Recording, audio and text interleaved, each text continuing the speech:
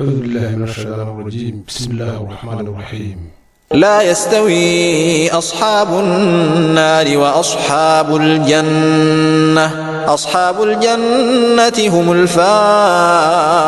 الفائزون لو أنزلنا هذا القرآن على جبل لرأيته خاشعا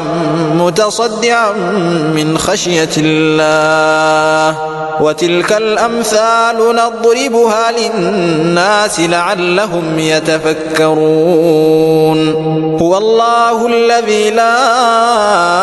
إله إلا هو عالم الغيب والشهادة هو الرحمن الرحيم هو الله الذي لا إله إلا هو الملك القدوس السلام المؤمن المهيمن العزيز الجبار المتكبر سبحان الله عما يشركون هو الله الخالق البارئ المصور له الأسماء الحسنى يسبح له ما في السماوات والأرض وهو العزيز الحكيم. صدق الله العلي العظيم وصلى الله وسلم على نبينا محمد وعلى جميع الأنبياء والمرسلين صلوات الله وسلامه عليهم أجمعين. السلام عليكم ورحمة الله وبركاته. إلهي أنو أنفع عايده وويناي هل كان أنكسو دقيساني قرآنك كريمك ربي سبحانه وتعالى وحفر بدنا نقول شاكينيو سورة حشري لقبل الله بآيات الله باتن إلا ما سورة دمات كده أن وحسوق هذا أن 10 عجيبة ما تدي لها يراهدو ولحديد 10 ردي أسوق هذا جرني قريب كمدة marka waxaan jeclahay in aayadahan dul maro hadii la yiraahdo Allah wuxuu leeyahay la yastawi ashaabul naari wa ashaabul jannati humul faa'izun masna iskuna mid maahan ashaabul naarka dadka naarta ku jira iyo kuwa jannada ku jira isku mid maahan wallahi subhanahu wa ta'ala kuwa jannada ku jira oo kooxda jannada ayaa aad u faa'iiday oo faa'iido fara badan gaaray ayuu Allah oranaya subhanahu wa ta'ala qaabkan marka quraanka ay ugu jiraan iyo habkan uu quraanku u cadaynayo ayaa waxay yihiin arrin runtii cajiib ah oo loo baahan yahay in lagu fikiro sababta Allah subhanahu wa ta'ala hadii uu oran lahay la yastawi ashaabun naari wa ashaabul janna oo kaliya masina iskuna mid maahan ashaabun naari ashaabul janna markaas dooda imaalaheed ya shaki kaba fiican la isdhiira moogtahay laakiin quraanku si cadaynaya ashaabul jannati humul faa'izun ilahi subhanahu wa ta'ala ashaabul jannada weeyaan ku faa'iiday oo faa'iido fara badan helay marka waxay ku cadaynaysaa in quraanku sida uu xaq u yahay macnaha wax walba inuu cadaynayo tibyaanan likulli shay inuu yahay wax walba ki cadaynayo weeyaan marka ilaahan waa anfaco aayada ku xigta rabbi wuxuu oranayaa low anzalna hada alqur'ana ala jabalin la ra'aytahu hadii qur'aankan aan ku soo dajireen jabal buur hadaan ku soo dajireen waxaad arki lahayd khaashi'an mutasadi'an min khashyati Allah isagoo dildilaacay buurtiyo dildilaacday aad arki lahayd cabsi ilaahay dartiis wa tilka al-amthaalu nadribuha lin-naasi la'allahum yatafakkarun mathalkaas ama arrintaasuna waa mid aan dadka wax ku barayno ayuu leeyahay subhanahu wa ta'ala jalla wa ala waxa laga yaabaa inay fikiraan fikir يتفكرون القرآن كأدي يقول فربضانتهاي يعقلون ويقول فربضانتهاي فكر كانوا ومد لو باهي اللي فكروا ويان وبالله فيرصدوا القرآن كويما وكهلا يمرنا بعادي مهارتي لكن نصيب دهره تطفر بدر وكأن لاقيين وهيك جعليين شيء كوين كلاتو كتركتانا إيه وحيابا كلاتو مالها أون لا شيء أي كجعل يستين القرآن كي وحول بوحة أقول أكسن قرآن كقفك كهلا وقرآن كشاكينيا الله سبحانه وتعالى سوت القرآن كوين وحقه وين إيوه أحاديث النبي صلى الله عليه وسلم أيوه تنتقى سعدة بقولك يا بقولة يلا هو إن صحيحين إلهي وحب ماشان وقلي يا مركا أيضا كدم بيا ماشان أيضا هانو بالله بيا لقب بالله أيضا الواتنات إلا ما دماتك الصورة ده وحكلا مرهن وحكلا كما هالليان وحكا هالليان سدح ده أيضا الله سبحانه وتعالى مقعيدي سكليك هالليان وصورة ده كلية القرآن وقوم مقعيدة إلهي بدن ويان magacyada ilaahay suurada ugu tirada badan yihiin suuradan weeyaan hal meel ay waliba ku wada jiraan ajiibka marka qofka doonaya inuu maxay sameeyo wardi ama uu sameeyo dhikri ama uu sameeyo tasbiix ama uu ilaahay xuso subhanahu wa ta'ala ilaahay u dhawaado subhanahu wa ta'ala caadeysta oo barta aayadahan saddexda ah inaad akhrisaan mar walba laba ajir oo waaweyn ayaad ka heliysaan Allah subhanahu wa ta'ala wuxuu leeyahay ilaahay kaliya weeye caalimul ghayb wa shahada weeye arrahmaanur rahiim waxa la istabadhiga waxaan caadiyihiin في رب المشان سفيري الملك القدوس السلام المؤمن المهيمن العزيز الجبار المتكبر سبحان الله عما يشركون حاصلا marka hal lagu tasbiixsado oo hal lagu wardiyo aayadahan saddexda ah aad ayaan u jeclahay runtii qof walbana waan ku faaninaya waan ku dhiirigelinaya ilaahay baan ku dhaartay ilaahay xaq lagu caabudo aan ku dhaartay qofka caadaysta oo aayadahan saddexdaa akhriya adduun iyo aakhiraba inuu liibaanayo shaki inuusan iiga jirin rumaysanna waxa ay sheegayaan allah sifiisa saxda inay yihiin lahu alasmaa'u alxusnaa yusabixu lahu magacidii wan wanaagsan weeyaan ilaahay subxana watacaala isagaa sheegaya sidaas uu sheegaya allah subxana watacaala adduun iyo aakhiraba waa liibaanaysaa walaal marka wardi iyo ilaahay inaad u dhawaato haddii aad doonayso aayadahan badso sababta waxa weeyaan kelimad laba ajiraad helaysaa ajirka koowaad waxa weeyaan ilaahay baad u dhowaanaysaa subxaana watacaala oo ilahay wuxuu yidhi xusa aan idin xusay maxay ahato tan labaad waxa weeyaan ajir fara badan ayaad waxay ka helaysaa akhriska qur-aanka aad akhriyeysid oo halkii xarafka qur-aan aad akhriso hal ajiraad ka helaysaa halka ajirna 10 noqonaya ama waa kasii badanaya 10 ujbaaru noqon karaa ama 1 ujbaaru noqon karaa ama bilyan ujbaaru noqon karaa marka waxaa ku jira bal xabadii keliya waa hada waa 10 wowgi waa 10 alifki waa 10 laamki waa 10 laamki kale waa 10 hadda iyaaba xisaabi karaba tiradii ka bateen oo haddana la sii jajibaarayo la sii laalaabayo marka caadaysta oo barta xafida aayadahan suuradda 59 aayadaha ugu dambeeya saddexda marnaba caadi ma ahan marka aayadahaas la barto hadii ilaahay yiraahdo ilaahay lagu dhawaado subxaanahu wa ta'aala wax ugu wanaagsan ilaahay lagu dhawaa karo weeyaan bismillah maanta waxaan ka hadli doonaa hadii ilaahay yiraahdo casharkii isaga ahay casharadii aan ka hadli jirnay qayb kamid ah wax fara badan waxaan ka soo sheekeynay ijaasul qur'aan mucjisooyinka qur'aanka anoo dabacad ii tahay mar walba inaan isku taxallujiyo inaan raadiyo waxyaabaha muhiimka ah waxyaabaha la qalday oo beenta laga sheegay waxyaabaha muhiimka ah oo loo baahan yahay in la ogaado inay muhiim yihiin waxyaabaha maxay ahaato la aqoon waaye xataa maxay ahaato in aan raadiyo cilmiyo noocaasa waxyaabaha ilaahay loogu dhawaa karo subxaana wa tacaala inaan raadiyo cilmi xaqiiqa ah oo cilmi ku salaysan oo xaqiiq ku salaysan inaan soo raadiyo oon ilaahayna ugu madhibin subxaana wa tacaala wax fara badan ayaan kasoo bandhigay waxaan soo bandhignay ijaasul qur'aan oo meel walba aan kasoo bandhignay oo aayadihii qur-aanka xuruftii qur-aanka si walba loo soo cadeeyey qur-aanka soo laalaabashadiisa habka uu isugu xiran yahay macnaha siduu xaq u yahay qur-aanku 100% ayaan soo bandhignay mar walba dhextaal waxaan ka dhignaa casharo aan ugu magac daray al-amru bilmacruuf wanahyi can ilmunkar casharadaas waa runtii muhiim weeyaan waa loo baahan yahay oo qofku waxaa muhiim ah dad wax wanaagsan u sheegto laakiin wixii ka dambeeyay ujeedadii ka dambeysay uu qofku aqoon dhibaato weeyaan marka maanta waxaan ka hadli doonaa hadii ilaahay yiraahdo casharadii la xiriiray al-amru bilmacruuf wanahyi can ilmunkar ayaan ka hadlaynaa hadii ilaahay yiraahdo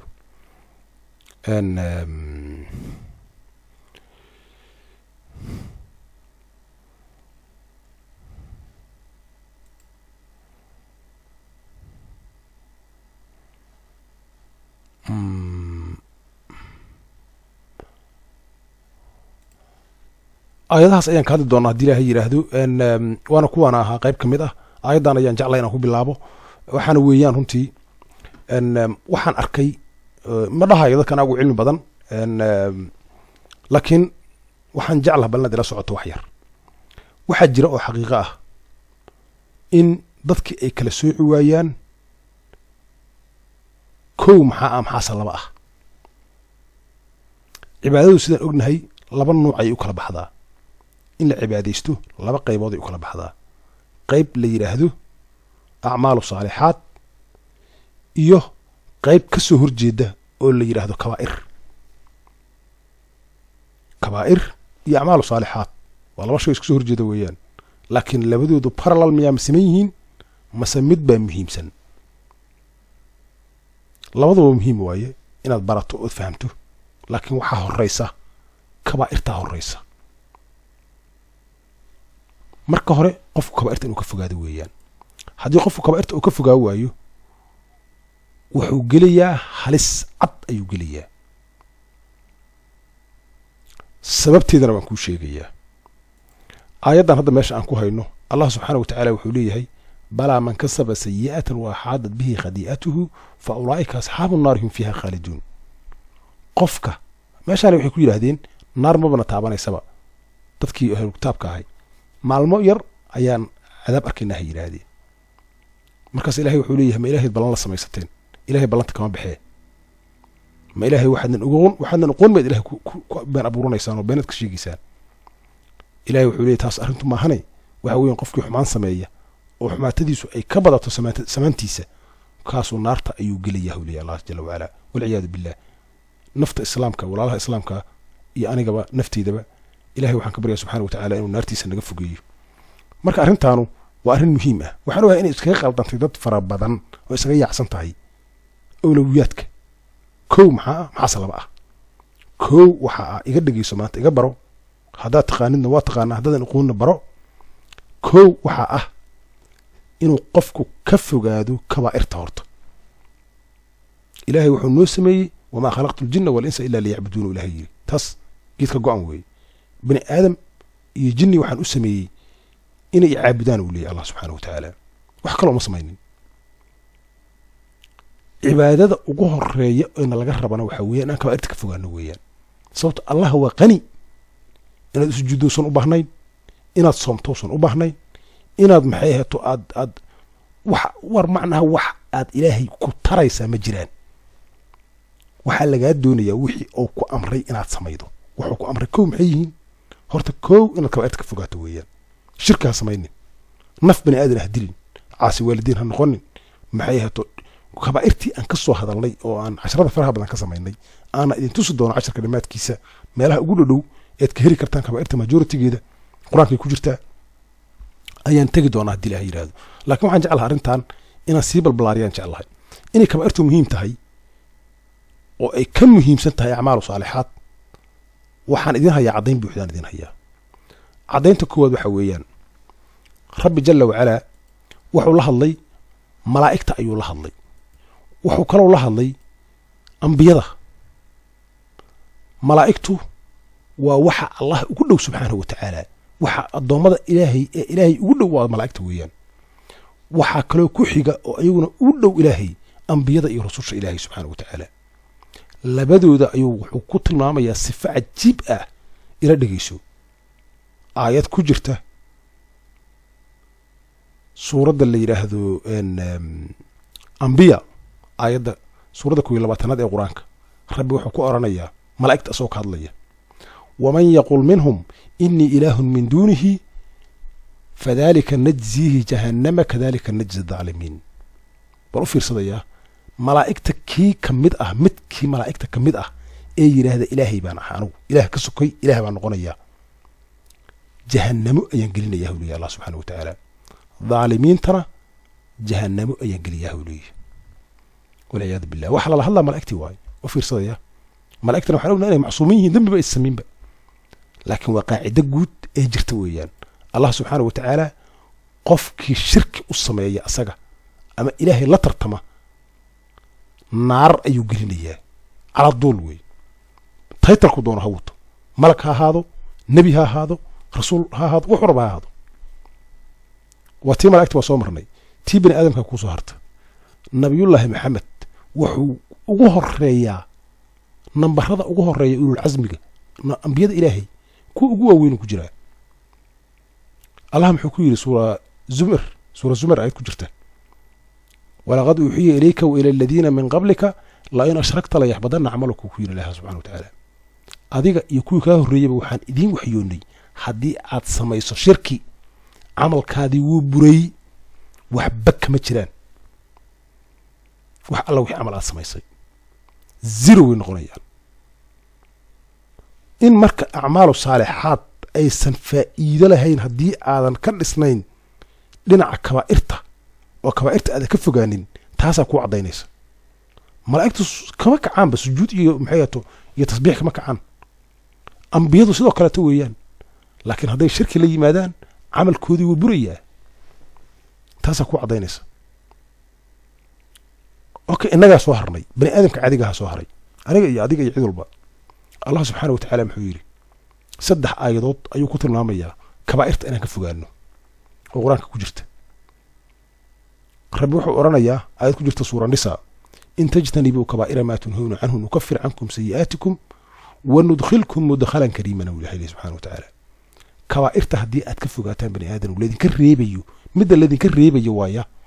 midda lagu leeyahay cadaabaa ka imaanaysa iska ilaali ha samaynin cadaabaa kaaga imaanayse waxaan idin gelinayaa huli allah subxaana watacaala janno ayaan idin gelinayaa huri mudkhalan kariim ayaan idin gelinayaa huri allah subxaana watacaala acmaalu saalixaad lagama hadal u fiirsaya kabaa'irtii ka fogow kabaa'irta haddaad ka fogaato jannaad gelaysaa calaa duul laakiin acmaalu saalixaad maxay samaynaysaa derajada ayay kor u qaadaysaa jannadu derajooyin fara badan ayay leedahay oo kala duwanay leedahay naartuna darakaad fara badan oo kala hooseeyay leedahay oo kala xun oo kala liita marka taas ayaa ku cadaynaysaa aayad kale rabbi muxuu ku leeyahay meel kale aayad fara badanaa jira aladiina yajtanibuuna kabaa'ira alithmi walfawaaxisha ila allamam kuwa kabaa'irta ka fogaada oo ka dheeraada kabaa'irta aan samaynin fawaaxishtana ka dheeraada zinada ayaa badanaa qur-aanku fawaaxishta u yaqaanaa marka aayaddaas suura najmi ku jirta zinada iyo kabaa'irta waa lasoo wada hadal qaaday labadoodaba laakiin zinada gaaraa loo soo sheegay fawaaxish ayaa keligeed lagu tilmaamay waxa loogu tilmaamaana meesha ku jira waa arrin culus weeye runtii inay ka gaar tahayna waa suuragal oo kabaa'irta ay daba socoto inay kaba sii culus tahayna waa suuragal marka zinadana ha laga fogaado kabaa'irta waa weyn ha laga fogaado kabaa'irtana waxa ugu weyn maxay ahaato shirkiga bil ilaahay iyo shirki loo sameeyo ama la inkiro oo la sameeyo ilxaad iyo wax noocaas ilaahay ma jiro iyo wax noocaas la yidhaahdo atheist la noqdo marka arrintaas ayaa muhiima sidoo kaleeto suura shuura ayad ku jirta sidaas kale rabbi u oranayaa والذين يجتنبون الكبائر الإثم والفواحش وإذا ما غضبوا هم يغفرون كوا iska dhaafo ka fogaada kabaa'irta fawaaxishtana ka fogaada markay caroodaanna iska cafiya oo samra kuwaas ilahay uu dambi dhaafaya subxaana watacaala wax ka wanaagsan ma jira baro kow shardiga koowaad wuxuu yahay inaad kabaa'irta ka dheeraato shardiga labaadna wuxuu yahay inaad acmaalu saalixaad samayso acmaalu saalixaadna waxay korinayaan waxay dhisayaan dhismihii fogeynayaan darajadii dheereynayaan إليه يسعد الكلم الطيب والعمل الصالح يرفعه إلهي بقى القرآن كوير سورة فادر كجرته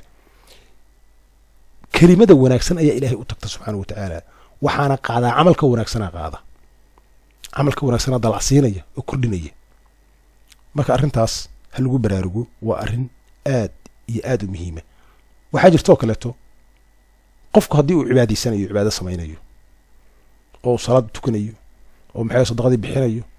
أو وحونا سحجك تغيو لكن oo kabaa'irta ku dhex jiro maxaa tala xalkiisu waa sidee bal la fiir aayadan suurada 8 suura anfal aayada 35 rabbi wuxuu ku oranayaa wama kana salatuhum 'inda al-bayti illa mukaan wa tasdiyatan fadhuqu al-'adab bima kanu takfurun bima kuntum takfurun kufaarti maka beedkay joogeen sadaqay bixinayeen salaaday tukanayeen salaada way yaqiineen kufaarti maka waxay yaqiineen maxayatu soomka waxay yaqiineen maxayatu inay dadka quudiyaan masaakiinta waliba aaday baaryaal u hayeen way ku fiicnaayeen xagga soo dhaweynta wax noocaas haddana ilaahay wuxuu ku tilmaamay salaadoodu kuwaas wax kala maahan masaajidka jooga beedka jooga ilaa mukaan wa tasdiyatan waa sacab iyo foori فذوقوا العذاب بما كنتم تكفرون بالله سبحانه وتعالى والعياذ بالله عذاب تقلع كفرك aad sameeyeen daraadiis qofkii tukanayay sadaqadii bixinayay wanaag oo dhasameeyay waxa ka maqnaa ikhlaaska saxda ah ayaa ka maqnaa wax oo taraya mala marka cibaadadiisu nothing way waxa dhacaysa in qofku uu ku dadaalo acmaalu saalihaad oo soo kala hormariyo oo acmaalu saalihaadkii oo soo hormariyo asagoo aan ogeynba kabaa'irtii inuu ka dheeraado qofku kabaa'irta hadduu ka dhowrsoonaado waa qof wanaagsan ilaahay inuu yaqaano subxaana wa tacaala iimaanka inuu la yimaado kutubtiisii rumaysan yahay malaa'igtiisii rumaysan yahay ambiyadiisii rumaysan yahay maalinta aakhiro si saxa u og yahay boqolkiiba boqol ay tahay qadarkii uu og yahay markaas qofku uu ka fogaado waxyaabay kabaa'irta ahay oo loo sheegay oo uusan bani aadan dilaynin caasi waalideyn noqonaynin islaamka qadfaynin maxay ahaato miisaanka uusan qaldaynin iyo beega waxyaabaha noocaas oo kabaa'irtu ka dhalanayso oo tus doono mar dhow haddii ilaahay yidhaahdo ka dheeraada qofkaas waa qof badbaaday wey arrintaas ayaan jeclaystay maanta inaan soo qaato haddii ilaahay yidhaahdo runtiina waa arrin loo baahan yahay oo aad iyo aad muhiim u ah waxaad arkaysaa dad fara badan oo ay la weyn tahay macnaha inay maxay ahaato salaada meel walba salaada lala ordayaa salaada hala tukado waa run wax wanaagsan weeyaan salaada ilahay baa na faray laakiin salaada acmaal saalihaad weey qad aflaha almu'minuuna alladhiina fi salaatihim khashu'un ala akhrinayaa mu'mina laga hadlaya wax kale ma laga hadlayo mu'min yaa noqda qof darajiisu fukataa mu'min noqda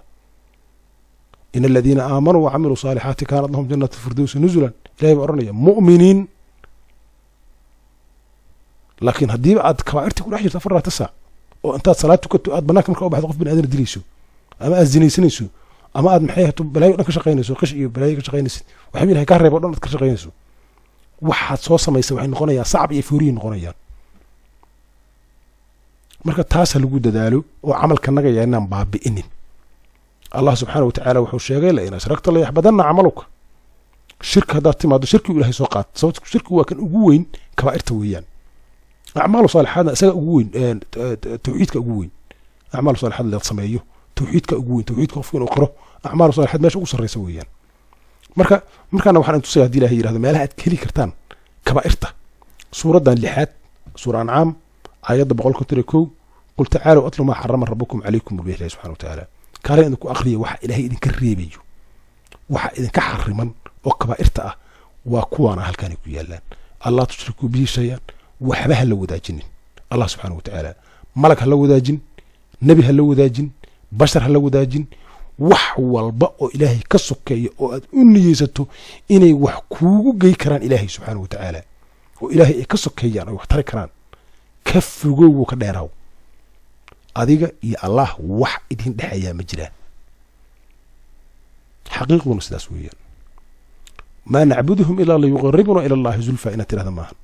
waxaanu ilaahay bay noo dhaweynayaan kufaarta war adduunyada inta la soo maray ilaahay way yaqaaneen gal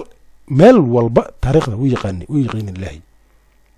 wala in sa'alta man khalaqa samawati wal ardi la yaquluna allah hada weydiiso tira samooyinka iyo arlada yaa abuuray ilaahay baa abuuray dhihi jireen saasi ku leeyihiin alle nabigu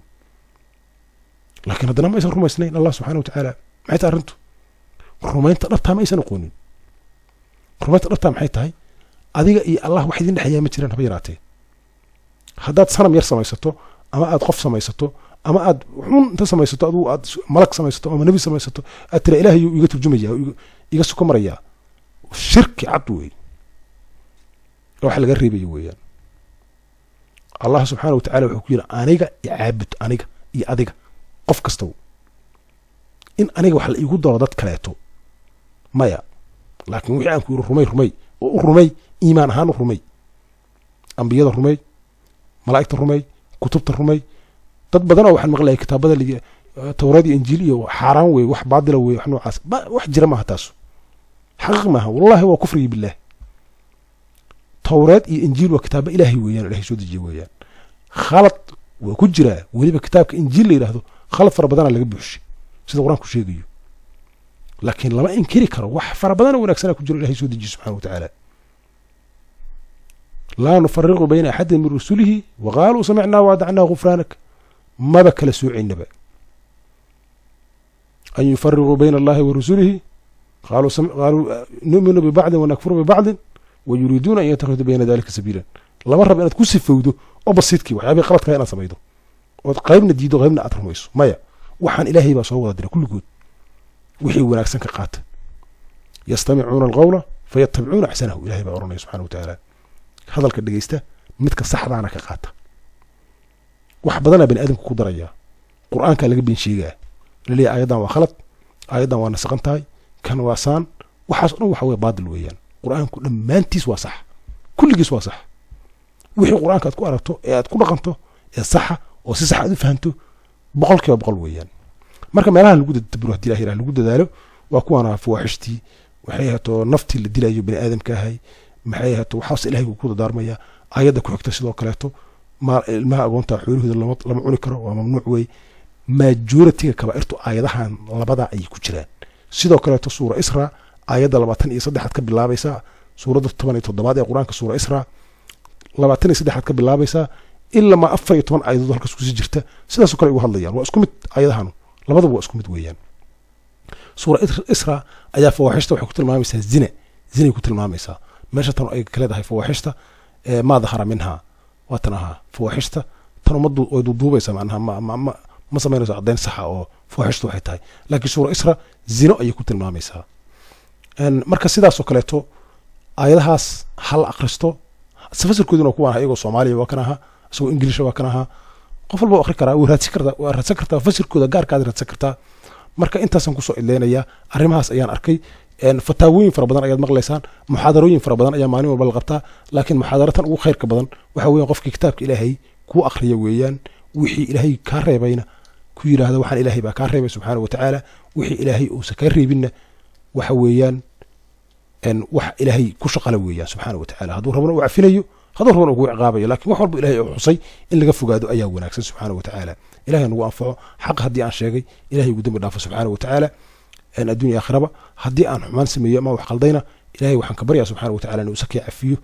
أن إلهينا كون أنفع الصومالي سبحان ربك رب العزة عما يصفون وسلام على المرسلين والحمد لله رب العالمين والسلام عليكم ورحمة الله وبركاته.